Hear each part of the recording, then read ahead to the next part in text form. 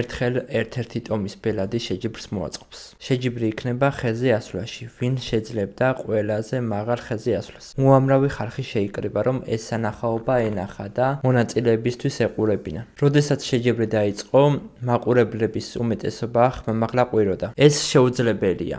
ვერავინ ვერავა ასეთ სიმაღლეზე. ეს ხე ძალიან მაღალია, ტყუილად ცდილობენ. მონაწილეების უმეტესობამ მაყურებლის სიტყვები გულთან ახლოს მიიტანა და დანებდა. მხოლოდ ერთი პატარა ბავშვი დაუღალავად ააგრძელებდა ასვლას, ვიდრე ბოლომდე არ ავიდა. ყველა გაოცებული დარჩა.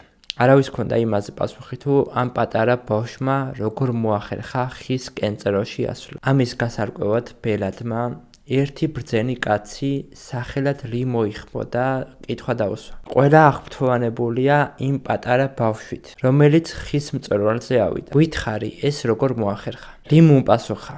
ყველაფერი ძალიან მარტივია. ის ბავშვი ყრუ იყო. და როდესაც ყველა ყვიროდა, რომ ეს შეუძლებელი იყო და ამას ვერავინ შეძლებდა, მას ეს არ ესმოდა.